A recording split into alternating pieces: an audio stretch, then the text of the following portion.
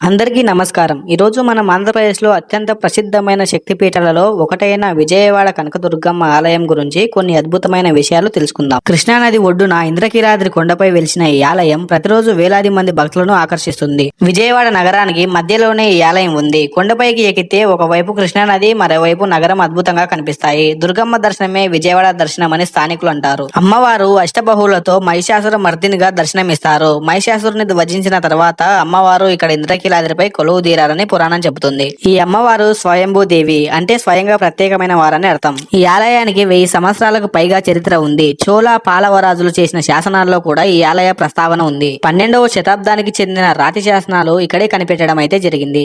ఇక్కడ మల్లేశ్వర స్వామి ఆలయం కూడా ఉంది. విషయం ఏమిటంటే సాధారణంగా అమ్మవారు స్వామి ఎడమవైపున ఉంటారు. ఇక్కడ మాత్రం కుడివైపున ఉండడం చాలా ప్రత్యేకత. ఇది ఆలయానికి ఒక ప్రత్యేక గుర్తింపు. ప్రతి సంవత్సరం దసరా సమయంలో ఇక్కడ నవరాత్రి ఉత్సవాలు ఘనంగా జరుగుతాయి. 9 రోజుల పాటు అమ్మవారు 9 అవతారాల్లో అలంకరించబడతారు. బాల త్రిపుర సుందరి, గాయత్రి, అన్నపూర్ణ, మహాలక్ష్మి, లలిత త్రిపుర సుందరి, సరస్వతి, మహిషాసుల మర్దిని, దుర్గా, రాజరాజేశ్వరి ఈ 9 అవతారాల్లో 9 రోజులు అమ్మవారిని అలంకరించడం అయితే జరుగుతుంది. విజయదశమి రోజున అమ్మవారిని స్వర్ణరథంపై ఊరేగిస్తారు. ఈ దృశ్యం చూడడానికి లక్షలాది మంది భక్తులు వస్తారు. ఆషాఢ మాసంలో అమ్మవారిని శకంబరి దేవిగా అలంకరిస్తారు. అప్పట్లో ఆలయం మొత్తం కూరగాయలు, పండ్లు, పూలతో అలంకరించడం అయితే జరుగుతుంది. ఇలా విజయవాడ కనకదుర్గమ్మ ఆలయం చరిత్ర, పురాణం, విశేషాలతో నిండిపోయిన ఒక పవిత్ర క్షేత్రం. మీరు విజయవాడకు వెళ్లే అవకాశం వస్తే తప్పనిసరిగా దుర్గమ్మను దర్శించాలి. అందరికీ విజయదశమి శుభాకాంక్షలు. ఇలాంటి మరిన్ని విషయాలు తెలుసుకోవాలంటే మా ఛానల్ ని సబ్స్క్రైబ్ చేసుకోండి.